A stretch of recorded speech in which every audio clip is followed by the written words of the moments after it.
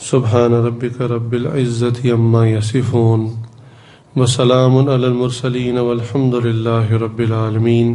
اللہم صلی علی سیدنا محمد وعلی آل سیدنا محمد وبارک وسلم. اللہم صلی علی سیدنا محمد وعلی آل سیدنا محمد وبارک وسلم. اللہم صلی علی سیدنا محمد وعلی آل سیدنا محمد وبارک وسلم. اللہ رب العزت اہل ایمان سے ارشاد فرماتے ہیں، یا ایھا الذین آمنوا اتقوا اللہ، کہ اے ایمان والو تم تقوی کو اختیار کرو، اللہ سے ڈرو، وکونوا مع الصادقین، اور سچوں کے ساتھ رہو. اس آیت پہ ہم غور کریں تو اس میں اللہ تعالیٰ نے دو امر کے صیغے استعمال فرمائے ہیں. ایک اتقو، تقوی کو اختیار کرو، یہ بھی امر کا صیغہ، اور کونو یعنی رہو سچوں کے ساتھ، یہ بھی امر کا صیغہ. اب اللہ تعالیٰ اپنے قرآن پاک میں ہمیں حکم دے رہے ہیں تقوی کو بھی اختیار کرنے کا اور اپنے نیک سچے بندوں کے ساتھ رہنے کا. در حقیقت تو مفسرین نے فرمایا کہ ان دونوں میں، دونوں احکامات میں آپس میں ربط ہے، جوڑ ہے. کیا مطلب؟ کہ جو شخص تقوی کو اختیار کرنا چاہتا ہے، تقوی والی زندگی پہ عمل کرنا چاہتا ہے، اگر وہ کونوا مع الصادقین پہ عمل کر لے، نیک سچے بندوں کے ساتھ رہنا شروع کر دے، تو اس کی زندگی کے اندر تقوی آنا شروع ہو جائے گا. اس لیے اس ایک آیت کے اندر اللہ تعالیٰ نے دونوں احکامات کو اکٹھا فرمایا کہ تم تقوی کو اختیار کرو، اور تقوی اختیار کرنے کا آسان طریقہ یہ ہے کہ تم سچے بندوں کے ساتھ رہو. آج بعض لوگ کہتے ہیں کہ جی زمانہ بہت بگڑ گیا اور اب سچے بندے ملتے نہیں. حالانکہ ایسی بات نہیں ہے. قرآن کریم کی آیات جب تک موجود ہیں تب تک ان کے اوپر عمل کرنا بھی ممکن ہے.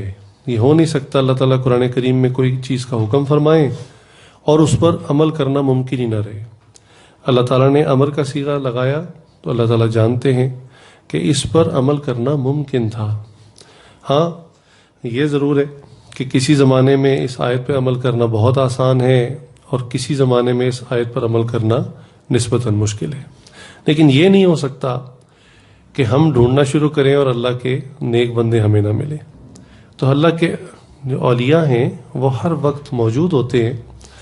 تاہم اولیاء اللہ کی پہچان اس کو سمجھنا چاہیے. دیکھیں کفار بھی نبی صلی اللہ علیہ وسلم کے اوپر ایک اعتراض کرتے تھے جس کو قرآن کریم نے خود نقل کیا ہے، خود لکھا ہے.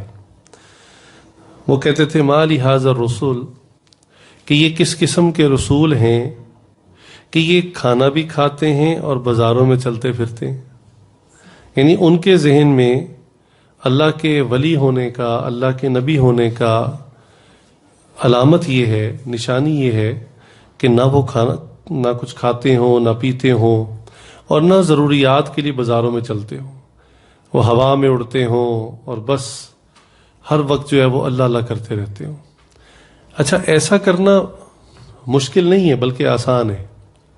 مثال کے طور پہ اللہ تعالیٰ اپنے کسی فرشتے کو بھیج دیتے قرآن کریم دے کے، تو فرشتہ تو آپ کو پتہ ہے اس کو تو غذا کی ضرورت ہی نہیں ہے، وہ تو کھانا ہی نہیں کھاتا.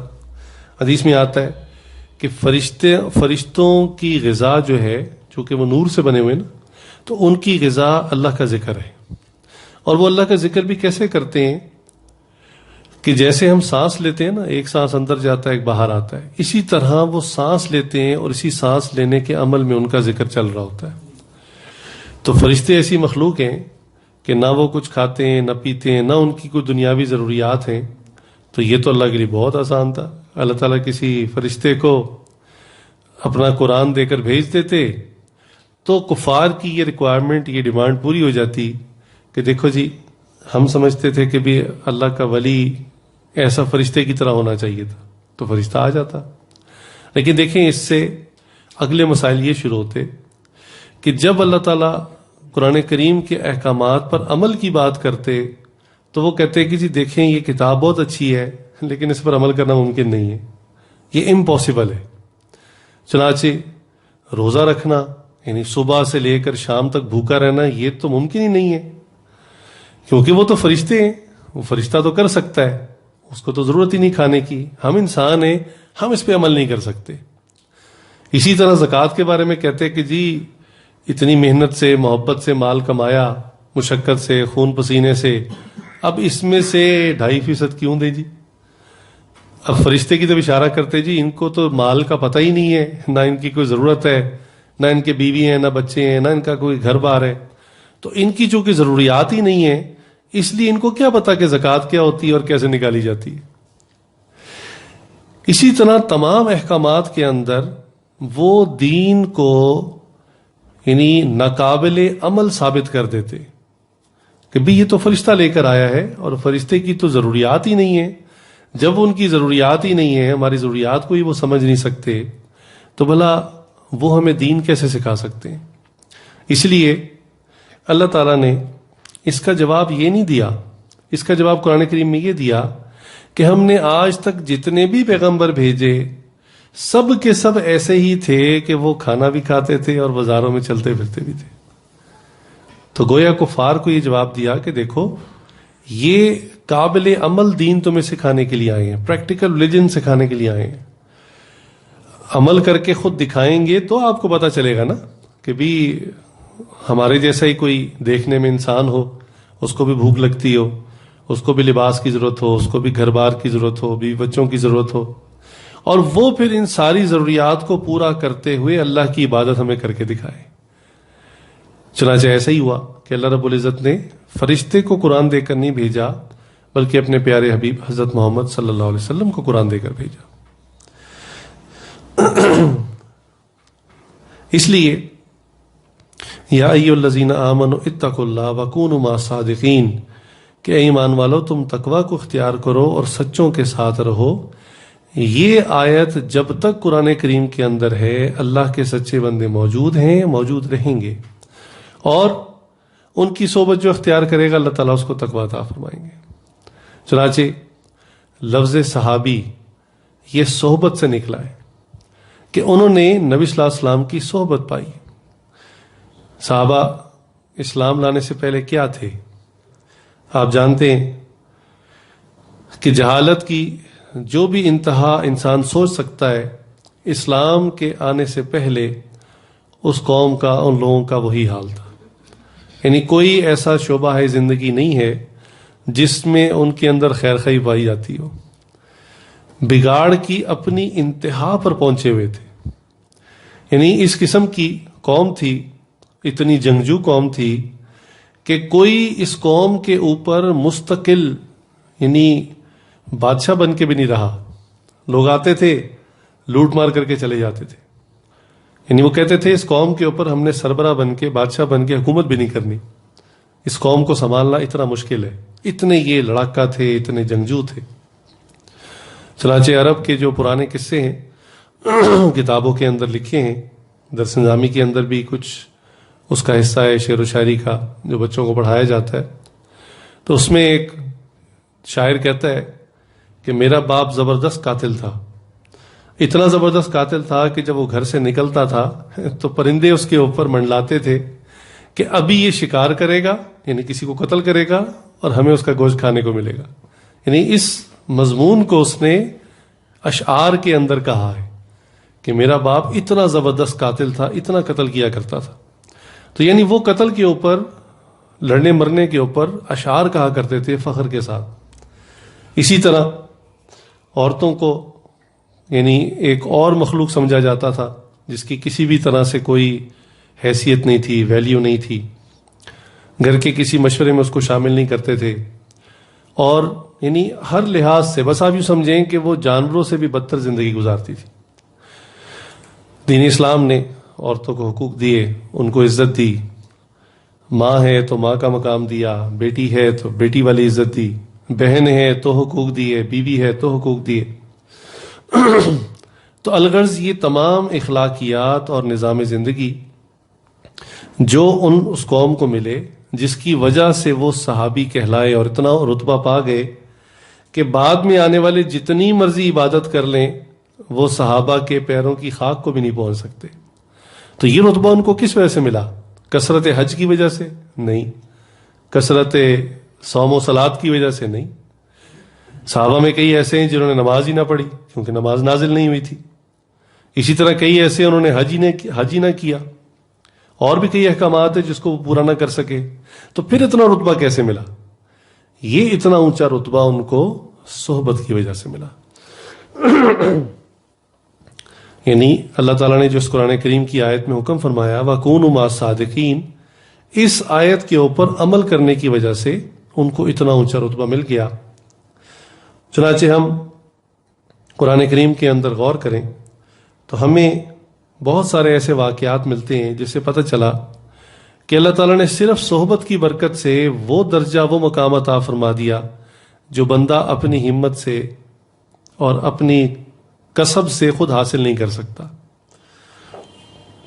ایک واقعہ جو بڑا مشہور ہے وہ اصحاب کہف کا ہے کہ یہ چند نوجوان ایمان بچانے کے لیے اپنے علاقے سے نکلے اور یہ چاہتے تھے ہم کسی ایسی جگہ پہ چلے جائیں جہاں پر دین پر، شریعت پر، یعنی اس زمانے کی جو شریعت تھی اس پر ہم کھل کر عمل کر سکیں. ان کے علاقے کا جو بادشاہ تھا وہ مسلمانوں کے خلاف تھا. چنانچہ جب یہ نکلے تو اللہ کی شان ان کے ساتھ ایک یعنی کتا بھی ان کا پالتو نہیں تھا، آوارہ کتا تھا، بس ان کے ساتھ ہو گیا اور جہاں جہاں یہ جاتے تھے وہ ساتھ جاتا تھا.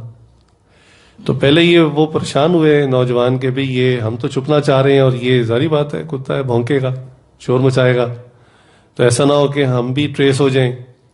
تو انہوں نے اس کو ذرا دور کرنے کی کوشش کی تو یہ پھر بھی ساتھ ہوا. خیر ان اللہ کے ولیوں کی صحبت کی وجہ سے اللہ تعالیٰ نے جو ان کے ساتھ معاملہ کیا وہی اس کے ساتھ بھی معاملہ کر دیا. یعنی ان کو کئی 100 سال تک سلا دیا. یہ چونکہ ان کی صحبت میں تھا، وہ غار کے دہانے پہ تھا، اللہ تعالیٰ نے اس کو بھی سلا دیا. حالانکہ کتے کی ایوریج لائف تو بہت تھوڑی ہوتی ہے، لیکن کئی 100 سال یہ بھی سوتا رہا، وہ بھی سوتے رہے. اور حدیث مبارکہ میں آتا ہے کہ وہ چند جانور جن کو اللہ تعالیٰ آخرت میں انسانی شکل دیکھ کر جنت کے اندر بھیجیں گے ان میں یہ کتا بھی شامل ہے. اب حالانکہ اس کتے نے کیا عمل کیا؟ صرف صحبت. تو نیک صحبت خود ایسی نعمت ہے کہ جو شخص نیک صحبت کو اختیار کرے اس کا بیڑا پار ہو جاتا ہے. قرآن کریم سے ہمیں اور مثالیں بھی ملتی ہیں. آپ اندازہ کیجئے کہ حضرت ابراہیم علیہ السلام نے اپنی زوجہ کو، اماں ہاجرہ کو اور اپنے بیٹے اسماعیل کو علیہ السلام کو ایک بیابان جگہ پر چھوڑ دیا، چلے گئے. اور بالآخر جب خوراک ختم ہو گئی تو ماں کو فکر ہوئی کہ بچہ بھوک سے ہی ہلاک نہ ہو جائے، تو انہوں نے ادھر ادھر بھاگنا شروع کیا، کچھ کوشش شروع کی. تو ارد گرد پہاڑ تھے، پتھریلے پہاڑ تھے. تو ایک پہاڑ پر چڑھیں، اس پر ان کے قدم لگے، پھر وہ دوڑتی دوسرے پر چڑھتی، اس پہ ان کے قدم لگے. تو چند مرتبہ یہ معاملہ ہوا. اندازہ کیجئے کہ اللہ رب العزت نے اپنی اس ولیہ کے پیر لگنے والی جگہ کو، جو پتھر تھے، پہاڑ تھے، ان کو شاعر اللہ فرما دیا. فرمایا ان الصفا والمروہ من شاعر اللہ، کہ یہ جو صفا اور مروہ کے پہاڑ ہیں اب یہ عام پہاڑ نہیں ہیں، میری ولیہ کے قدم یہاں لگ گئے ہیں، اس لیے اب یہ مقدس ہو گئے ہیں، یہ اللہ تعالیٰ کی نشانی بن چکے ہیں. اب اندازہ کیجئے کہ اگر ایک اللہ کی ولیہ کے پاؤں پتھر کو لگ جائیں اور وہ اتنا قیمتی ہو جائے، تو کسی اللہ کے ولی کے ہاتھ کسی دوسرے بندے کو لگ جائیں تو وہ اللہ کی بارگاہ میں کتنا قیمتی ہو جائے گا. تو اس لیے صحبت سے وہ مقام حاصل ہو جاتا ہے جو انسان کے تصور میں بھی نہیں ہوتا. یہ صحبت کی برکت ہوتی ہے. اسی طرح دیکھیے خود حضرت ابراہیم علیہ السلام نے اللہ تعالیٰ کا گھر تعمیر کرنا شروع کیا تو اللہ کے ولی تھے، جس پتھر کے اوپر کھڑے ہوئے تھے اس پتھر کو پرواز مل گئی، اس پتھر نے اڑنا شروع کر دیا اور تعمیر کے اندر ان کا معاون بنا. اور بالآخر اس کو پھر ایک جگہ پر نصب کیا گیا اس جگہ کا نام مقام ابراہیم ہے. اور جب نماز پڑھنے کا مسئلہ ہوا کہ بھی نماز مطاف تو چونکہ گول ہے، سرکولر ہے، کہ کس جگہ پر نماز کو پڑھا جائے، یعنی جب بندہ طواف مکمل کر لے، تو اللہ تعالیٰ نے قرآن کریم میں ارشاد فرمایا کہ یہ جو مقام ابراہیم ہے اس کو تم مصلی بناؤ، اس جگہ کو تم نماز کے لیے مختص کرو. تو دیکھیے اللہ تعالیٰ نے ایک ولی کی برکت سے اس جگہ کو، ان پتھروں کو کتنا قیمتی کر دیا اللہ کی بارگاہ میں. تو یہ صرف اور صرف صحبت کی وجہ سے ہوتا ہے. تو صحبت سے انسان کو وہ نعمتیں، وہ چیزیں مل جاتی ہیں جو انسان خود حاصل نہیں کر سکتا.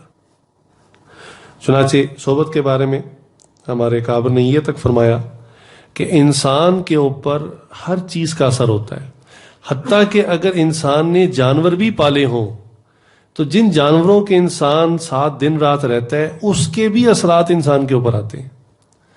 چنانچہ جو بکریاں پالتے ہیں دیکھا گیا کہ ان کی طبیعت میں ایک عاجزی اور انکساری آ جاتی ہے.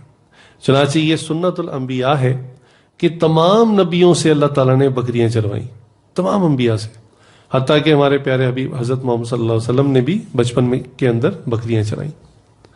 اس میں بڑی حکمتیں ہیں، لمبی بات ہے. مختصر یہ ہے کہ امت کی اس قافلے کو چونکہ سنبھالنا تھا، لے کر چلنا تھا، اس کی بیسک ٹریننگ جو ہے وہ اللہ تعالیٰ نے بچپن میں بکریوں کے ریوڑ کو سنبھالنے کے انداز میں کروائی. اسی طرح جو لوگ اونٹ پالتے ہیں تو سنا ہے کہ ان کے اندر کینہ، اس اونٹ کی وجہ سے، کیونکہ اونٹ کا کینہ بہت مشہور ہے، تو اونٹ کے ساتھ جو لوگ دن رات رہتے ہیں ان کے اندر اکثر کینہ منتقل ہو جاتا ہے. تو جانوروں کے ساتھ رہنے والوں کے اثرات، یعنی جانوروں کے بھی اثرات آ جاتے ہیں. تو جب بندہ عام لوگوں کے ساتھ رہتا ہے تو ان کے اثرات کیوں نہیں آئیں گے؟ اسی لیے کسی نے بڑے ہمیشہ ہمیں نصیحت کرتے ہیں کہ بھئی آپ نے صحبت اختیار کرنی ہی ہے تو نیک صحبت اختیار کریں، نیکوں کے ساتھ رہیں. جو بندہ برے لوگوں کے ساتھ رہتا ہے ان کی صحبت کی وجہ سے اس کے اوپر ایسے اثرات آتے ہیں کہ وقت کے ساتھ آہستہ آہستہ یہ بھی برا بن جاتا ہے، ذہن سازی ہو جاتی ہے، ذہن چینج ہو جاتا ہے. اس کی مثال یوں سمجھیں کہ پانی ہے، پانی کے اوپر اثرات ایسے آتے ہیں کہ اگر پانی کو آپ فریزر میں رکھ دیں تو وہی پانی برف بن جائے گا. کیا ہوا؟ انوائرمنٹ چینج ہوئی، ٹیمپریچر چینج ہوا تو وہ پانی برف بن گیا. اس برف کو اٹھا کے آپ آگ کے اوپر رکھ دیں، چولہے پر رکھ دیں تو پانی وہی تھا جو برف بن چکا تھا، اب آگ کے ماحول میں آنے کی وجہ سے اس کے اوپر اثرات ہوئے، وہ دوبارہ میلٹ کرے گا. اگر پھر بھی آگ پر پڑا رہا تو بخارات بن جائے گا ایٹماسفیئر کے اندر، یعنی بھاپ بن کے اڑ جائے گا. تو دیکھیں پانی وہی تھا لیکن ماحول کے اثرات کس طرح اس کے اوپر مرتب ہوئے. اسی طرح انسان جس صحبت کے اندر رہتا ہے اس کے اثرات اس کے اوپر ضرور آتے ہیں، یہ پکی بات ہے. ماحول کے اثرات کے اثر ضرور آتے ہیں. اسی لیے ہمارے حضرات ہمیشہ فرماتے ہیں کہ بھئی نیک صحبت کو اختیار کرو. شیخ الحدیث زکریا رحمۃ اللہ نے اپنی کتاب کے اندر اس کی مثال یوں دی ہے، فرمایا کہ دیکھو نیک صحبت کی مثال یوں ہے کہ ایک شخص کا دوست ہے، اس کی عطر کی دکان ہے، پرفیوم کی دکان ہے. اب یہ اس کو ملنے کے لیے جاتا ہے تو بے شک اس کا دوست اس کو عطر اور پرفیوم نہ لگائے، صرف اس کی ملاقات کے لیے جانے سے، چونکہ وہ خوشبو کے ماحول میں رہتا ہے تو اس کو خوشبو آتی ہے، اس کے پاس جانے سے، اس کی دکان پہ اس کو ملنے کے لیے جاتا ہے تو اس کو خوشبو ملتی ہے. جتنی دیر وہاں رہتا ہے خوشبو سونگتا رہتا ہے، خوشبوؤں میں رہتا ہے. اور آپ کو پتہ ہے بعض کا انسان جب ایسی جگہ پہ جائے جہاں پر ہوا کے اندر، فیومز کے اندر یعنی عطر ہو بہت زیادہ، تو بعض کا کپڑوں میں بھی، جسم میں بھی خوشبو آ جاتی ہے. تو انہوں نے مثال یہ دی ہے کہ نیک صحبت کی مثال ایسے ہے کہ ایک شخص کا دوست عطر کی دکان بنا کر بیٹھا ہوا اور یہ اس کو ملنے کے لیے جاتا ہے. جب یہ ملنے کے لیے جاتا ہے تو وہاں اس کے اوپر خوشبو آتی ہے، اس کے اثرات آتے ہیں. اور فرمایا برے دوست کی مثال ایسی ہے کہ ایک شخص کا دوست کسی فیکٹری میں بھٹی میں کام کرتا ہے، سٹوو کے سامنے، جیسے بعض لوہے کا کام کرتے ہیں نا. تو انہوں نے کہا یہ اپنے دوست کو ملنے کے لیے جاتا ہے. اب وہ دوست ہے اس کو آگ تو نہیں لگائے گا، لیکن اس کا ماحول ایسا ہے کہ اس کی وجہ سے اس کو آگ کی حرارت پہنچے گی، دھواں پہنچے گا، ہو سکتا ہے کوئی شعلہ بھی اس کے کپڑے پہ لگ جائے. تو فرماتے ہیں نیک اور بری صحبت کا یہ اثر ہوتا ہے کہ لازماً انسان کے اوپر اثرات آتے ہیں. چنانچہ ایک شاعر کہتا ہے کہ نیکاں دے لڑ لگیاں میری جھولی وچ پھول پئے. یعنی میں نیک صحبت میں گیا تو کیا ہوا کہ میری جھولی کے اندر پھول آئے, خوشبو ملی مجھے. نیکاں دے لڑ لگیاں میری جھولی وچ پھول پئے تے بریاں دے لڑ لگیاں میرے پہلے بھی ڈل گئے. یعنی جو پھول میرے پاس پہلے تھے برے لوگوں کی صحبت میں جانے سے وہ بھی ضائع ہو گئے. تو اس لیے صحبت کے اثرات بہت ہوتے ہیں, اس لیے انسان کو چاہیے ہمیشہ نیک صحبت کو اختیار کرے. اسی لیے اللہ تعالیٰ نے بھی اپنے قرآن کریم کی اس آیت کے اندر ہمیں حکم دیا وَكُونُوا مَعَ الصَّادِقِينَ, تم سچے لوگوں کے ساتھ رہو. ہمارے دادا پیر حضرت غلام حبیب صاحب رحمۃ اللہ علیہ وہ اکثر یہ فرماتے تھے کہ دیکھو بھئی اصول تو بڑا سادہ سا ہے, اور وہ مجمع سے کہلواتے تھے یہ بات, کہتے تھے آپ ساتھ ساتھ کہیں. چنانچہ وہ کہتے تھے بھئی کپڑا ملتا ہے, لوگ کہتے ہیں کپڑے والے سے. کہتے تھے لکڑی ملتی ہے, لکڑی والے سے. سبزی ملتی ہے, سبزی والے سے. لوہا ملتا ہے, لوہے والے سے. پھر کہتے تھے اللہ ملتا ہے, اللہ والے سے. تو یہ یعنی وہ بات سکھایا کرتے تھے بڑے سادہ انداز میں کہ بھی جو جس بندے کا جو کام ہو اس سے وہی چیز ملتی ہے. تو اللہ والوں سے اللہ ملتا ہے. ہم نے کئی مرتبہ دیکھا کہ ہمارے حضرات کو دیکھ کر یعنی بے اختیار یعنی ایسا ہوا کہ حضرت کبھی ایئرپورٹ پہ تشریف لائے ہیں, عمرے پر جا رہے ہیں یا آ رہے ہیں, غیر لوگ جانتے بھی نہیں ہیں, تو غیر لوگ بھی دیکھ کر نا ایک نظر میں کہتے تھے سبحان اللہ. یعنی ان کو دیکھ کر, شیخ کو دیکھ کے ان کو اللہ یاد آ جاتا تھا. تو یعنی اللہ والا اسی کو کہتے ہیں کہ جس کو دیکھ کر اللہ یاد آئے. حضرت فضل علی قریشی رحمۃ اللہ علیہ دیکھنے میں بھی بہت خوبصورت تھے, چہرے پہ بہت نور تھا. تو ہمارے حضرت جی فرماتے ہیں کہ جب حضرت سفر کرتے یعنی تبلیغ کے لیے اور مختلف جگہوں پہ جاتے تو فرماتے اکثر ٹرین کا سفر ہوتا, تو حضرت جب کسی ٹرین یعنی کسی اسٹیشن پہ رکتی تو حضرت اپنا چہرہ باہر نکالتے دائیں بائیں دیکھنے کے لیے کہ بھی کون سا اسٹیشن ہے.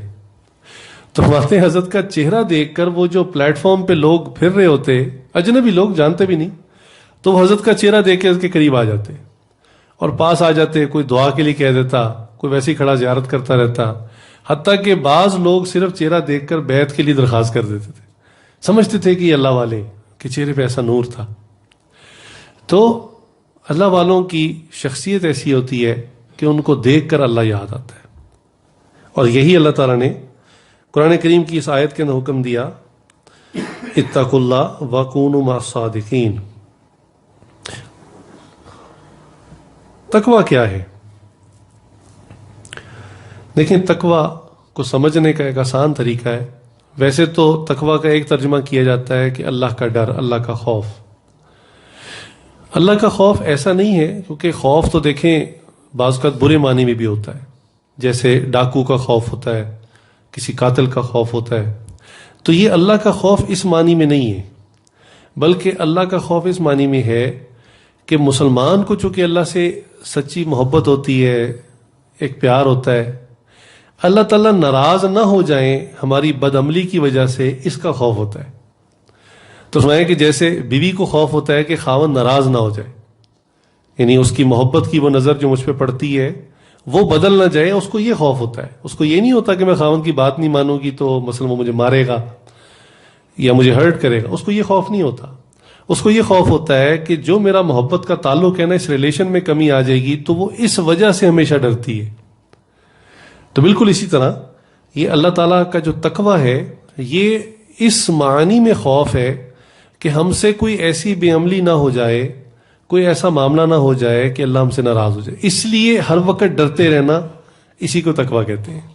اچھا جو ڈرتا ہے وہ کیا ہوتا ہے؟ ہمیشہ ایکسٹرا کیئرفل ہوتا ہے.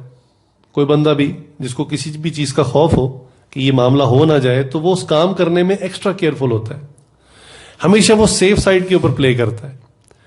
مثلا اس کی آپ مثالیں سن لیجئے. ایک شخص ہے, اس کی کل فلائٹ ہے, اس نے کہیں باہر ملک میں جانا ہے, تو اس نے مثال کے طور پر 7 بجے ایئرپورٹ پہنچنا تھا, تو وہ کیا کرتا ہے کہ 6 بجے پہنچ جاتا ہے. حالانکہ 7 بجے بھی سیف تھا لیکن وہ 6 بجے پہنچ جاتا ہے. تو پوچھنے والے نے کہا بھی آپ اتنا جلدی کیوں آ گئے؟ تو کہتا ہے جی فلائٹ مطلب میں نے پہنچنا تو 7 بجے تھا، لیکن to be on the safe side میں 6 بجے پہنچ گیا احتیاطاً، کہ مجھے کوئی راستے میں معاملہ نہ بن جائے، گاڑی خراب نہ ہو جائے، تو میں احتیاطاً ایکسٹرا جلدی پہنچ گیا. اسی طرح کسی نے کہا جی باہر جاتے ہوئے آپ نے کتنی رقم رکھی ہے؟ کہتا جی میرا کام تو 1 لاکھ سے ہو جانا تھا، احتیاطاً میں نے 1.5 لاکھ روپے رکھ لیا، ضرورت مجھے 1 لاکھ کی تھی. تو یہ جو دنیا کے معاملات میں ہم احتیاطاً کرتے ہیں نا معاملہ، to be on the safe side رہتے ہیں ہمیشہ کہ نقصان نہ ہو جائے، حفاظتی انتظامات ایکسٹرا کر لیتے ہیں. آپ کو پتا ہے بڑی بڑی فیکٹریوں کے اندر مینیجرز ہوتے ہیں، اور مینیجرز کا کام ہی یہی ہوتا ہے کہ وہ ہر چیز کو اس طرح سے پلان کرتے ہیں کہ اگر پلان اے فیل ہو جائے تو فوراً پلان بی تیار ہوتا ہے ان کے پاس. انہوں نے پہلے سے سوچا ہوتا ہے کہ اگر یہ سچویشن بن گئی تو اس وقت نہیں سوچنا، بلکہ پہلے سے ہم نے اس کا آلٹرنیٹ سوچا ہوا ہے. پلان بی فیل ہو جائے تو پلان سی ان کے پاس ہوتا ہے. تو دنیا کے معاملات میں ہم اتنی احتیاط کرتے ہیں کہ ہر چیز میں آن دا سیف سائڈ رہتے ہیں کہ بھئی یہ نقصان نہ ہو جائے، ڈرتے ہیں. اسی ڈرنے کو اگر دین کے اندر اختیار کیا جائے تو اس کو تقویٰ کہتے ہیں. اسی کو تقویٰ کہتے ہیں کہ بھی ایک شخص ہے، اس کو پتا ہے کہ بھئی میں نے نماز پڑھنی ہے، تو ایک یہ کہ وہ سوچے کہ بھئی نماز کا وقت مثلا ظہر کا وقت تو بالفرض 3 بجے تک ہے، تو وہ 2:45 اٹھے وضو کرنے کے لیے، اور پھر وہ 3 بجے کے قریب قریب ظہر کی نماز پڑھ لے. چلو اگر وقت کے اندر پڑھی تو ادا تو ہوگی، لیکن یہ احتیاط تو نہیں ہے. احتیاط تو یہ ہے کہ بھی جب وقت شروع ہوا تھا اول وقت میں، اسی وقت وہ نماز کی تیاری کرتا. ہمارے یہاں جیسے اذانیں عام طور پہ 15 منٹ پہلے ہوتی ہیں، تو 15 منٹ کا وقت دیا اس لیے جاتا ہے کہ جب اذان ہو جائے تو آپ اپنے کام کاج کو چھوڑ دیں اور وضو کر کے مسجد کی طرف چلے جائیں تاکہ نماز نہ چھوٹ جائے. اب ایک بندہ سوچتا ہے بھی ابھی تو 15 منٹ رہتے ہیں. بھائی اسی لیے کہ بھئی آپ سیف سائڈ پہ رہیں، ایسا نہ ہو کہ آپ کی جماعت کیا تکبیر اولیٰ بھی فوت ہو جائے. تو دین کے معاملے میں اگر انسان احتیاط کے اوپر عمل کرے تو اس کو تقویٰ کہتے ہیں. حضرت غلام حبیب صاحب رحمۃ اللہ علیہ آخری عمر میں بوڑھے ہو گئے تھے، تو ہمیشہ اپنے پاس چھتری رکھتے تھے، سردی گرمی خزاں بہار ہر وقت. تو ایک دن خادم نے پوچھا کہ حضرت برسات کے دنوں میں تو چھتری سمجھ میں آتی ہے، اور جون جولائی کی گرمیوں میں تو چھتری سمجھ میں آتی ہے، سردیوں میں تو دھوپ اچھی لگتی ہے، آپ سردیوں میں بھی چھتری رکھتے ہیں پاس؟ تو انہوں نے کہا بھی تمہارا کیا خیال ہے کہ میں اس چھتری سے یعنی دھوپ سے بچاؤ کے لیے رکھتا ہوں؟ تو میں نے کہا حضرت چھتری تو اسی لیے ہوتی ہے. انہوں نے کہا نہیں، میں چھتری کو اپنے ساتھ اس لیے رکھتا ہوں تاکہ میں اپنی نظر کی بہت اچھے طریقے سے حفاظت کر سکوں. انہوں نے کہا حضرت نظر کی حفاظت کیسے؟ انہوں نے کہا کہ بھی گلی کے اندر جب مجھے دور سے کہیں نظر آتا ہے کہ نامحرم عورتیں دائیں طرف کھڑی ہیں تو میں چھتری کو گھما کے تھوڑا سا دائیں طرف کر لیتا ہوں، میرا ان سے پردہ ہو جاتا ہے، اور راستے پہ میں دیکھتا رہتا ہوں.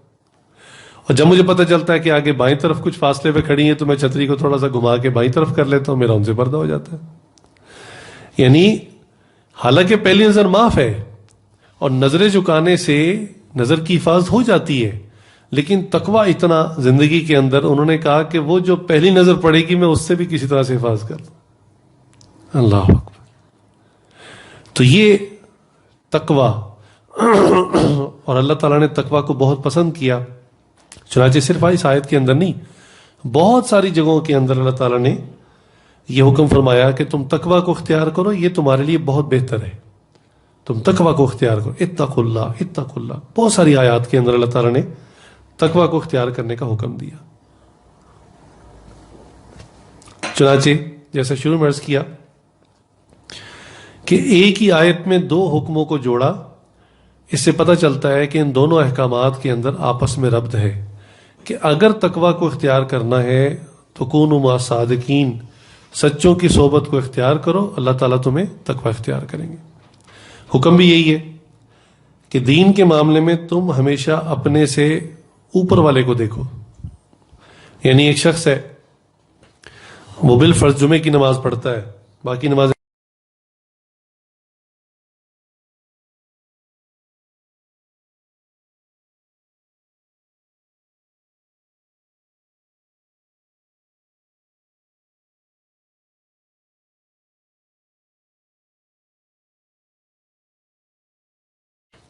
وہ بالفرض جمعے کی نماز پڑھتا ہے، باقی نمازیں نہیں پڑھتا، تو اس کو چاہیے کہ وہ اس شخص کو دیکھے یا اس کی صحبت میں رہے جو 5 نمازیں پڑھتا ہے، اور جو بندہ 5 نمازیں پڑھتا ہے اس کو چاہیے وہ اس شخص کو دیکھے جو تہجد بھی پڑھتا ہے، اشراق بھی پڑھتا ہے، چاش بھی پڑھتا ہے، وبین بھی پڑھتا ہے۔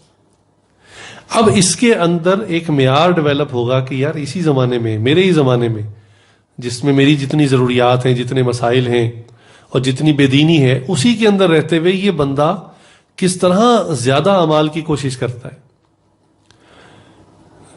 ایک شخص سوچے گا کہ میں تو صرف جمعہ ہی مشکل سے پڑھتا ہوں، یہ 5 نمازیں پڑھتا ہے۔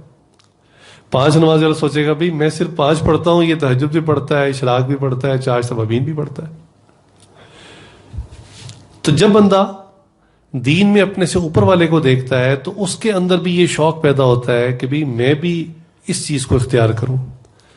اور دنیا کے بارے میں حکم ہوا کہ دنیا کے معاملات میں تم اپنے سے نیچے والے کو دیکھو تاکہ تمہارے اندر عاجزی انکساری پیدا ہو اور جو نعمتیں تمہارے پاس ہیں اس میں شکر پیدا ہو۔ چنانچہ کار والے کو چاہیے کہ وہ موٹر سائیکل والے کو دیکھے کہ دیکھو مجھے اللہ نے کار دی ہے، بند ڈبہ ہے چاروں طرف سے، نہ دھوپ کا اثر، نہ گرمی کا اثر، نہ بارش، نہ طوفان، یہ بیچارہ موٹر سائیکل پہ کیسے مٹی کھاتا ہوا اور بارش اور ہوائیں کھاتا ہوا جاتا ہے۔ اسی طرح موٹر سائیکل والا جو ہے وہ سائیکل والے کو دیکھے کہ اللہ نے مجھے نعمت دی کہ میں تو موٹر سائیکل پہ آرام سے بیٹھ کے جاتا ہوں اور یہ تو پیڈل مارتا ہے، چل بھی رہا ہے، ساتھ ساتھ اس کو سانس بھی چڑھ رہا ہے۔ سائیکل والے کو چاہیے کہ وہ پیدل والے کو دیکھے کہ میں پھر بھی سائیکل ایک مشین ہے، اس پر جا رہا ہوں اور میرا فاصلہ جلدی طے ہو رہا ہے، اور وہ شخص جو ہے وہ پیدل جا رہا ہے اور اس کے پاس یہ نعمت بھی نہیں۔ جو شخص پیدل جاتا ہے اسے چاہیے کہ وہ کسی اپاہج کو دیکھے کہ جس کے پاؤں ہی نہیں ہیں، وہ بیساکھیوں کے ذریعے گھسٹ گھسٹ کر جو ہے اپنے جسم کو آگے بڑھاتا ہے۔ تو جب انسان دنیا کے معاملات میں اپنے سے نیچے والے کو دیکھتا ہے تو اس کے اندر شکر بھی پیدا ہوتا ہے، اللہ تعالیٰ کی دی ہوئی نعمتوں کا شکر بھی پیدا ہوتا ہے، اور وہ اللہ تعالیٰ کا احسان مند ہوتا ہے۔ لیکن ہم کرتے ہیں کہ عام طور پہ ہم دنیا کے معاملات میں ہمیشہ اپنے سے اوپر والے کو دیکھتے ہیں اور دین کے معاملے میں ہمیشہ اپنے سے نیچے والے کو دیکھتے ہیں، یعنی ترتیب کو الٹ کر دیتے ہیں۔ اس کا نقصان کیا ہوتا ہے کہ پیدل جانے والا سائیکل والے کو دیکھتا ہے اور کہتا ہے اللہ میاں واہ بھائی آپ نے مجھے پیدل رکھا ہوا ہے، اس کو سائیکل دے دی۔ سائیکل والا موٹر سائیکل والے کو دیکھتا ہے کہ بھی میں تو اتنے پیڈل مار مار کے مشقت سے چلتا ہوں اور اس کو آپ نے آرام سے موٹر سائیکل دے دی، آرام سے جا رہا ہے۔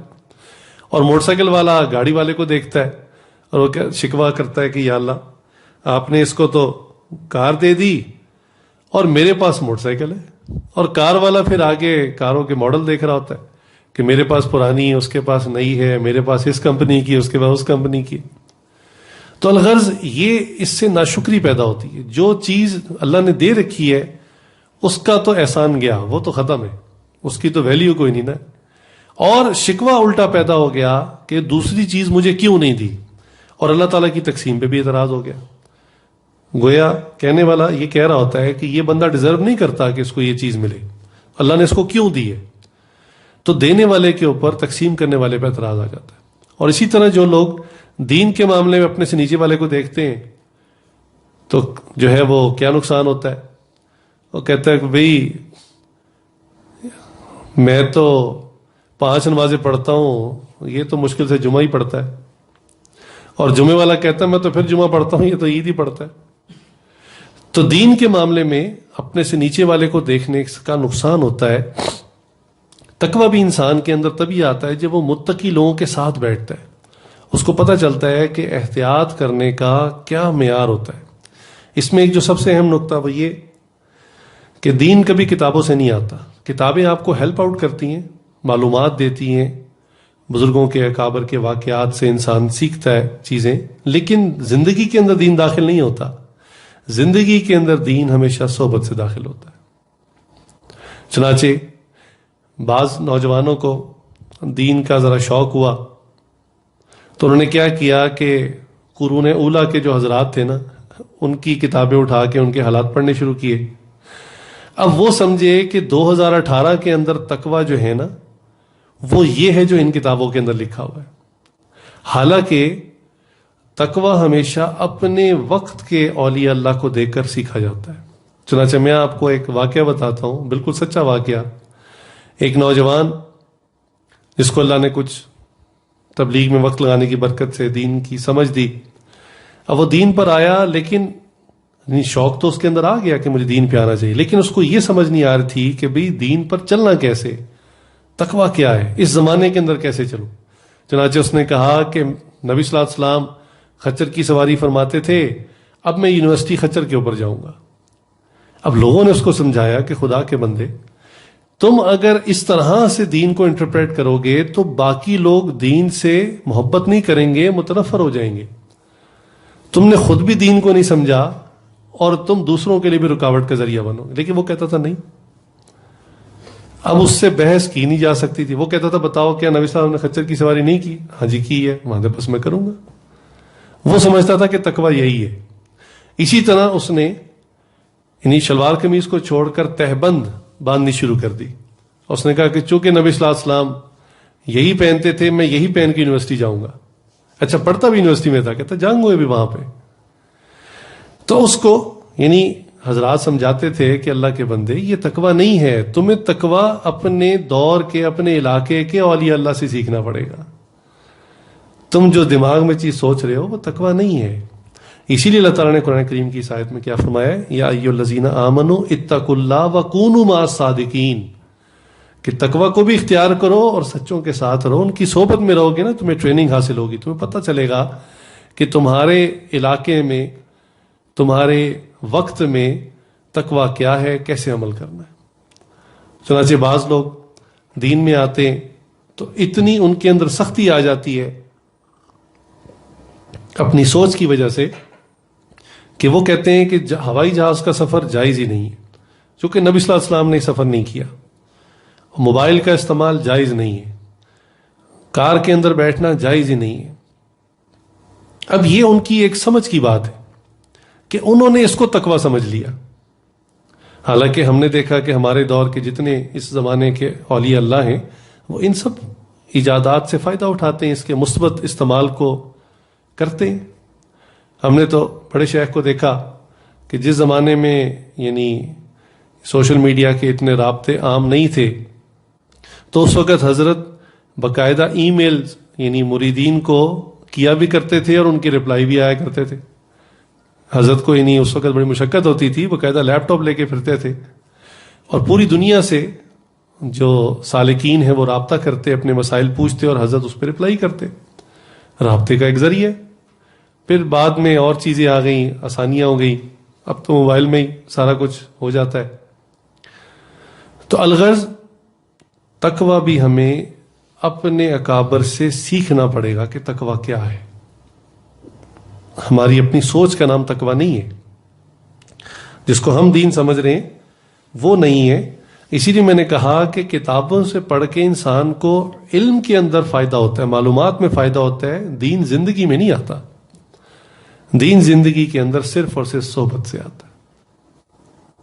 اور اسی صحبت کے لیے اللہ رب العزت نے حکم فرمایا کہ وَكُونُوا مَعَ الصَّادِقِينَ، سچوں کے ساتھ رہو. چنانچہ بہت سارے اکابر ایسے ہیں کہ جو بعد میں تو خود بھی اولیاء اللہ بن گئے، لیکن ابتدا میں ان کی زندگی غفلت والی تھی. لیکن مشائخ کی صحبت کی برکت سے اللہ رب العزت نے ان کو بھی اللہ کا ولی بنا دیا.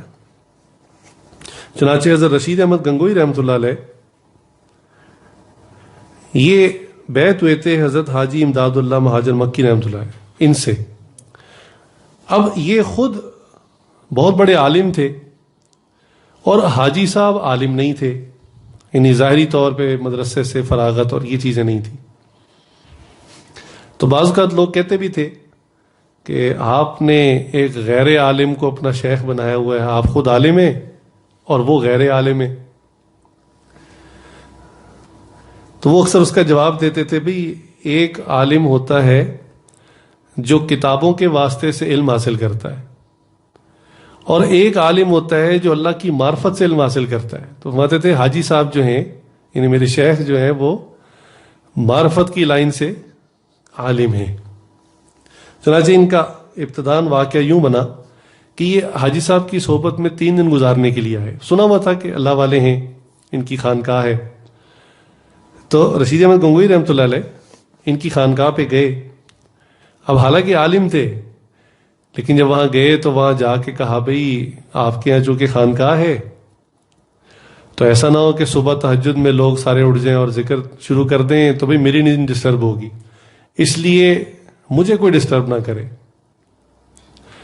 تو یہ کہہ کے نا ایک ساتھی کو سوئے. تو حاجی صاحب نے کیا کہا؟ حاجی صاحب نے خادم سے کہا ایسا کرو، رشید میاں کی چارپائی میری چارپائی کے قریب لگا دو. یہ خادم کو کہا. اچھا وہ سمجھے کہ چلو اچھا ہے، یہ حضرت صاحب اپنے پاس اس لیے سلا رہے ہیں کہ بھی میں ڈسٹرب نہ ہوں. اب حاجی صاحب نے ان کو اپنے قریب کسی اور مقصد سے کیا تھا. وہ رات بھر ان کے لیے دعا کرتے رہے، توجہات دیتے رہے.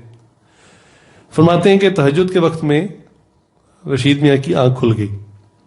جب آنکھ کھلی تو دیکھا کہ سالک جو ہیں اللہ اللہ کر رہے ہیں، ذکر کر رہے ہیں. ان کو خیال آیا کہ یار عالم تو میں ہوں، یہ ذکر اذکار تو میں نے بھی پڑھے ہوئے ہیں یعنی اپنی کتابوں کے اندر، اور کرنے چاہیے، اس کا فائدہ ہوتا ہے، تو چلو میں بھی کرتا ہوں.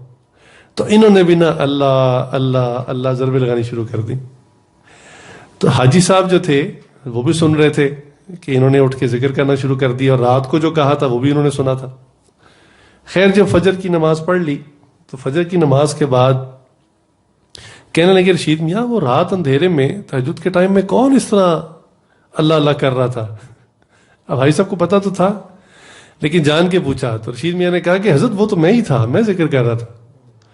تو بھائی صاحب نے کہا کہ رشید میاں اگر تم نے ذکر کرنا ہی ہے تو پھر سیکھ کے کیوں نہیں کر لیتے؟ بس اتنی بات کہنی تھی. تو انہوں نے کہا حضرت آپ سکھا دیجئے. بس جب یہ کہا تو بھائی صاحب نے کہا ٹھیک ہے. وہ تو پہلے تیار تھے، ان کو ظاہری طور پہ بیعت کر لیا. 3 دن قیام کے لیے آئے تھے، 40 دن قیام کیا. 40 دن کے اندر ایسا رنگ چڑھا اللہ کے نام کا اور ذکر کی ایسی کیفیت ہوئی کہ 40ویں دن حاجی صاحب نے رشید میاں کو اجازت خلافت دے کر واپس بھیج دیا. نسبت کا نور حاصل کر لیا انہوں نے. اللہ والوں کی صحبت میں یہ حال ہوتا ہے انسان کا.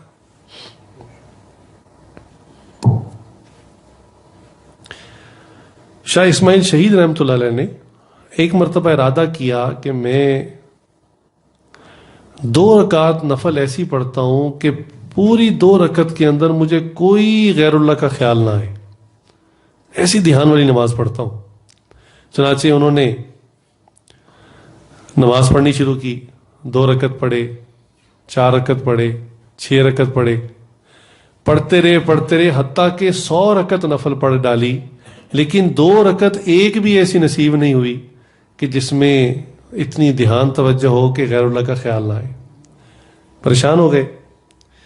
تو پھر یہ جو بعد میں ان کے شیخ بنے حضرت سید احمد شہید رحمۃ اللہ علیہ، یہ ان کی صحبت میں گئے اور ان کو کہا کہ حضرت میں تو سمجھتا تھا کہ 2 نفل ایسا پڑھنا کہ جو بس اللہ کی معرفت میں اور ڈوب کر غیر اللہ کا خیال نہ آئے بڑی آسان ہے، لیکن میں تو 100 رکعت پڑھ بیٹھا ہوں، 2 نفل بھی ایسی نصیب نہیں ہوئی. تو ان کے شیخ نے کہا کہ اچھا آپ ادھر قیام کریں اور اللہ خیر کریں گے. چنانچہ وہ قیام کیا. تہجد میں شیخ نے اٹھا دیا، کہا بھی اٹھو بھائی. اٹھایا اور کہا کہ حضرت کیا کروں؟ انہوں نے کہا 2 نفل پڑھو. تو وہ جان لے کہ انہوں نے کہا ٹھہر جاؤ، کہاں جا رہے ہو؟ انہوں نے کہا حضرت نفل پڑھنے کا. ایسے نہیں، پہلے جاؤ اللہ کی رضا کے لیے وضو کر کے آؤ. کہنے لگے کہ انہوں نے جب یہ کہا نا کہ اللہ کی رضا کے لیے وضو کر کے آؤ، کہنے لگے وضو تو ہم کئی دفعہ کرتے تھے، لیکن شیخ کے کہنے میں کوئی ایسی تعبیر تھی، کوئی ایسی توجہ تھی کہ کہنے لگے میرے اوپر لرزہ طاری ہو گیا کہ میں اللہ کے لیے وضو کر کے آؤں. کہنے لگے میں نے اب جب وضو کیا تو وضو کے اندر بہت دھیان تھا، بڑی توجہ تھی، خالص اللہ کے لیے وضو کیا. کہنے لگے مصلی پر پہنچا تو پھر انہوں نے پوچھا کیا کرنے لگے ہو؟ کہنے لگے حضرت نفل پڑھنے لگا ہوں. انہوں نے کہا ٹھہر جاؤ، خالص اللہ کی رضا کے لیے نفل پڑھو. کہنے لگے اب بھی جب حضرت نے کہا تو میرے اوپر پھر ایک لرزہ آ گیا اور مجھے محسوس ہونے لگا جیسے میں اللہ تعالیٰ کی ذات کا مشاہدہ کر رہا ہوں، میں اللہ کو دیکھ رہا ہوں. اور اس وقت اسی کپ کپی کی حالت میں کہنے لگے میں نے 2 نفل پڑھے. مجھے نہیں پتہ لگا کتنا وقت لگا ان 2 نفلوں میں، لیکن اتنا مجھے معلوم ہے کہ ان 2 رکعتوں کے اندر پھر مجھے غیر اللہ کا کوئی خیال نہیں آیا. اللہ والوں کی صحبت میں ایسے پھر انشاءاللہ یعنی انسان کی تربیت ہوتی ہے اور ایسے انسان سیکھتا ہے. جگر مراد آبادی ایک شاعر گزرے ہیں، ان کی ابتداً جو زندگی تھی وہ غفلت والی تھی، شراب اور اس طرح کے معاملات تھے. تو ان کی ملاقات ہوئی حضرت خواجہ عزیز الحسن مجذوب رحمۃ اللہ علیہ سے. یہ خلیفہ تھے حضرت تھانوی رحمۃ اللہ علیہ کے. ان کے ساتھ ان کی کوئی سلام دعا ہوئی 1-2 مجالس میں. اچھا، حضرت مجذوب حسن رحمۃ اللہ بھی چونکہ اشعار کہا کرتے تھے اور ان کی بھی لائن شعر و شاعری والی تھی، تو کچھ اس حساب سے نا تھوڑی سی مناسبت ہو گئی. تو ایک مجلس میں دونوں اکٹھے تھے. تو حضرت خواجہ مجذوب رحمۃ اللہ جو تھے یہ محکمہ تعلیم میں کلیکٹر تھے. تو ان کو جگر مراد آبادی کہنے لگے کہ حضرت آپ تو مسٹر تھے. ان کو چھیڑا نا، وہ کہا کہ حضرت آپ تو مسٹر تھے، آپ کی ٹر مس کیسے ہوئی؟ آپ کی ٹر مس کیسے ہوئی؟ آپ تو مسٹر تھے. تو انہوں نے آگے جواب دیا کہ تھانہ بھون جا کے، یہ انڈیا میں ایک جگہ ہے جہاں حضرت تھانوی رحمۃ اللہ کی خانقاہ تھی، تو اس کی طرف اشارہ کیا کہ میں وہاں گیا، وہاں جا کے میری ٹر جو ہے نا وہ مس ہوئی. انہوں نے کہا اچھا. ان کو اس سے پتہ لگا کہ ان کے کوئی ٹیچر بھی ہیں، روحانی پیشوا ہیں، ان کے استاد ہیں. پھر کچھ عرصے بعد ملاقات ہوئی تو اس وقت حضرت مجذوب رحمۃ اللہ علیہ ریٹائرمنٹ لے چکے تھے، یعنی ریٹائرمنٹ ہو گئی تھی اپنے گورنمنٹ کے اس شعبے سے. تو انہوں نے پھر پوچھا جگر مراد آبادی نے کہ حضرت کیا حال ہے اب ریٹائرمنٹ کے بعد، یعنی جیسے ہوتا ہے بندہ حال وال پوچھتا ہے آج کل کیا مصروفیت ہے، کیا کر رہے ہیں. تو حضرت مجذوب حسن رحمۃ اللہ نے فی البدی ایک شعر کہہ دیا. انہوں نے کہا کہ پینشن ہو گئی ہے کیا بات ہے اپنی، پینشن ہو گئی ہے کیا بات ہے اپنی، اب دن بھی ہے اپنا اور رات بھی اپنی، اب اور ہی ہے کچھ میرے دن رات کا عالم، ہر وقت ہی رہتا ہے ملاقات کا عالم. اب تو فراغت ہو گئی، اب تو بس اللہ اللہ ہی کرتا ہوں اور کام ہی کوئی نہیں. تو انہوں نے محسوس کیا جگر مراد آبادی نے کہ یار اس بندے کے اندر اللہ کی عشق یعنی کی گرمی اتنی زیادہ ہے کہ اس کے شعر سے، اس کے کلام سے پتہ چل رہا ہے اس کو اللہ سے کتنی محبت ہے. تو ان کے دل میں خیال آیا کہ مجھے بھی ان کے ساتھ ان کے ٹیچر کے پاس جانا چاہیے، یعنی حضرت تھانوی رحمۃ اللہ کے پاس جانا چاہیے. اچھا، وہ پہلے ہی ورکنگ کر رہے تھے، حضرت مجذوب رحمۃ اللہ چاہتے بھی تھے کہ ان کو میں لے کے جاؤں اپنے شیخ کے پاس. تو ایک مرتبہ وہ تیار ہو گئے، لیکن جگر مراد آبادی جو کہ شراب کے عادی تھے، انہوں نے کہا بھی دیکھو میں تمہارے ساتھ تمہارے شیخ کے پاس چلا تو جاؤں گا، لیکن چونکہ میں یعنی چین ڈرنکر ہوں، ریگولر پیتا ہوں، میں نہیں چھوڑوں گا، میں وہاں بھی پیوں گا، میری مجبوری ہے. انہوں نے کہا بھی ٹھہر جاؤ، مجھے حضرت سے پوچھنے دو. انہوں نے حضرت سے کہا کہ حضرت ایک بندہ ہے بڑا قیمتی، لانا چاہتا ہوں، لیکن مسئلہ یہ ہے کہ وہ کہتا ہے میں تو ادھر بھی پیتا ہوں تو میں ادھر بھی پیوں گا، اب کیا کروں. تو حضرت تھانوی رحمۃ اللہ نے کہا کہ اچھا ایسا کرو، اس بندے کو آپ لے آؤ تو میں اس کو اپنا ذاتی مہمان بنا لوں گا، اپنے گھر میں رکھوں گا. خانقاہ چونکہ ایک پبلک پلیس ہے، وہاں ہر بندہ آتا ہے، تو وہاں تو یہ کام نہیں ہو سکتا، تو گھر پہ تو کوئی بندہ بھی ٹھہر سکتا ہے. نبی صلی اللہ علیہ وسلم نے کفار کو بھی ٹھہرایا ذاتی مہمان کے طور پہ اپنے گھر کے اندر، تو گھر میں آ کے رہے، پھر وہ جو مرضی کرے. خیر حضرت تھانوی رحمۃ اللہ کی دعا بھی تھی. تو جب یہ جگر مراد آبادی حضرت مجذوب رحمۃ اللہ کے ساتھ شیخ کے پاس پہنچے، حضرت تھانوی رحمۃ اللہ کے اوپر پہلی نظر پڑی تو حضرت نے پوچھا میاں کیسے آئے ہو. تو اب آپ دیکھیں پہلی نظر اللہ والوں پہ پڑھنے کے بعد دل کی کیفیت کیا بنی. کہنے لگے حضرت میں 3 دعائیں کروانے آیا ہوں. کہا اچھا کیا دعائیں کروانے آئے ہو؟ کہنے لگے حضرت ایک تو دعا میرے لیے یہ کر دیں کہ میں شراب پینا چھوڑ دوں. وہاں سے شرط لگا کے تھے کہ پیوں گا. شیخ کو دیکھا تو پہلی نظر میں کہا کہ حضرت میرے لیے یہ دعا کریں کہ میں شراب پینی چھوڑ دوں. حضرت میں اچھا ہم دعا کرتے ہیں. دوسرا کہنے لگا حضرت یہ دعا کر دیں کہ میں چہرے پہ سنت رسول اللہ صلی اللہ علیہ وسلم سجا لوں، یعنی داڑھی رکھ لوں. حضرت نے دعا کر دی، اور تیسرا کہا کہ حضرت میرے لیے یہ دعا کر دیں میرا خاتمہ بھی ایمان ہو جائے، کلمے کے اوپر موت آ جائے۔ یعنی 3 دعائیں ایسی زبردست کہ تینوں میں ہی معاملہ پار۔ چنانچہ حضرت نے دعا کر دی، اور اس کے بعد وہ حضرت سے بیعت ہو گئے۔ پھر انہوں نے اللہ اللہ شروع کر دی، اور زندگی کے اندر ایک تبدیلی آنی شروع ہوئی۔ اچھا، جگر مراد آبادی نے جو سب سے پہلا ڈیسیژن کیا، یعنی اللہ نے ان کو ایسی استقامت دی، انہوں نے کہا اب آج کے بعد میں شراب نہیں پیوں گا۔ حضرت کی دعا بھی تھی، توجہ بھی تھی، ایسی توبہ کی، شراب ایک دم چھوڑ دی۔ اچھا، جب ایک دم چھوڑ دی، جسم کو ایک چیز کی عادت تھی، روٹین تھی، اب وہ نہ ملی تو جسم بیمار ہو گیا، ہسپتال چلے گئے۔ اب ڈاکٹر نے جب ان کے کیس کو دیکھا تو کہا کہ بھائی آپ چونکہ بہت ریگولر پیتے تھے، باقاعدگی سے پیتے تھے، اور ایک دم آپ نے چھوڑ دی، یہ ٹھیک نہیں ہے، آپ کو گریجولی چھوڑنی چاہیے، تھوڑی تھوڑی کر کے اپنی اس مقدار کو کم کرتے کرتے بالآخر چھوڑ دینی چاہیے۔ تو انہوں نے آگے سے ڈاکٹر سے پوچھا کہ ڈاکٹر صاحب میں نے ایک دم چھوڑ دی ہے، بیمار ہو گیا ہوں، جس طرح آپ کہہ رہے ہیں کہ تھوڑی تھوڑی کر کے چھوڑوں، اس طرح میری زندگی میں کتنا اضافہ ہو جائے گا؟ انہوں نے کہا بھی چند سال کا اضافہ تو ہوگا۔ انہوں نے کہا مجھے ایسے چند سال نہیں چاہیے کہ جس کے اندر شراب نوشی جاری رہے، بس اب میں نے چھوڑ دی ہے، اب میں مرتا ہوں تو مر جاؤں، اب شراب کو ہاتھ نہیں لگاؤں گا۔ ایسی پکی توبہ کی۔ چنانچہ جب بیمار ہو گئے تو لوگ ان کو ملنے کے لیے آنے لگے، چونکہ مشہور آدمی تھے۔ اب طبیعت کے اندر ایسی عاجزی ان کے ساری آ چکی تھی کہ انہوں نے اپنے اوپر خود ایک شعر بنا لیا لوگوں کے آنے پر۔ چنانچہ وہ کہتے تھے چلو دیکھ آئیں تماشا جگر کا، نام تھا نا جگر مراد آبادی، چلو دیکھ آئیں تماشا جگر کا، سنا ہے وہ کافر مسلمان ہوا ہے۔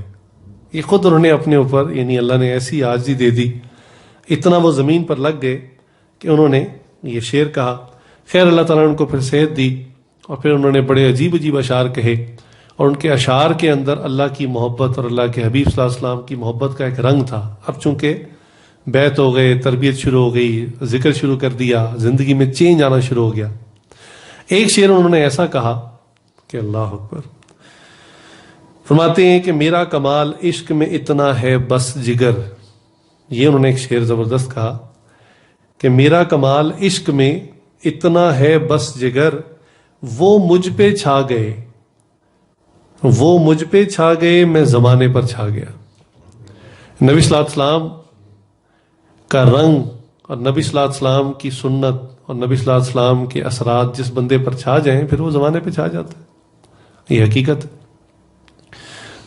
تو بے تحاشا واقعات ہیں کہ عام انسان بلکہ بگڑے ہوئے انسان کسی متقی آدمی کی، کسی نیک آدمی کی صحبت میں گئے اور اللہ تعالیٰ نے اس کو بھی متقی بنا دیا۔ وہ کسی نے شعر کہا ہے نا، جو خود نہ تھے راہ پر اوروں کے ہادی بن گئے۔ صحابہ کے بارے میں، جو خود نہ تھے راہ پر اوروں کے ہادی بن گئے، جو خود راستے پر نہیں تھے دوسروں کے لیے رہنما بن گئے۔ تو یہ کیسے ہوا؟ یہ صحبت کی وجہ سے ہوا۔ اللہ تعالیٰ سے دعا ہے اللہ تعالیٰ ہم سب کو نیک صحبت اختیار کرنے کی توفیق عطا فرمائے۔ جہنم کے عذابوں کے اندر ایک عذاب کا میں ذکر پڑھ رہا تھا ایک حدیث میں، کہ جہنمیوں کو ایک تو یہ عذاب ہوگا نا کہ آگ میں ہوں گے اور مختلف فرشتے انہیں مار رہے ہوں گے، ایک عذاب ان کا یہ ہے کہ جہنمی آپس میں بھی لڑ رہے ہوں گے، ہاتھا پائی کر رہے ہوں گے، گالم گلوچ کر رہے ہوں گے۔ کیوں؟ وہ جو دنیا میں دوست تھا جس کی صحبت میں انسان رہتا تھا اور گناہ کرتا تھا، جہنم میں جب اسے دیکھے گا تو یہ اس کے ساتھ لڑے گا کہ تیری وجہ سے میں یہاں پہنچا ہوں، اور وہ اس کو دیکھ کر لڑے گا کہ تیری وجہ سے میں یہاں پہنچا۔ حقیقت میں تو دونوں نفس کی وجہ سے پہنچے، اور شیطانی کاموں میں جب طبیعتیں ایک ہوتی ہیں تو مل جاتی ہیں۔ تو جو آج دوست نظر آتا ہے، جو برا دوست ہے، جو دوست نظر آتا ہے، خیر خواہ نظر آتا ہے، قیامت کے دن جہنم کے اندر پتہ چلے گا کہ اس کی وجہ سے آج میں کہاں پہنچ گیا۔ تو جہنمیوں کو یہ بھی عذاب ہوگا کہ وہ آپس میں بھی ایک دوسرے کو مار رہے ہوں گے کہ تیری وجہ سے میں پہنچا، وہ کہے گا تیری وجہ سے پہنچا۔ تو اللہ تعالی ہمیں بری صحبت سے بچنے کی اور نیک صحبت کو اختیار کرنے کی توفیق عطا فرمائے۔ وآخر دعوانا ان الحمد للہ رب العالمین۔ کچھ دیر کے لیے ذکر کر لیجئے۔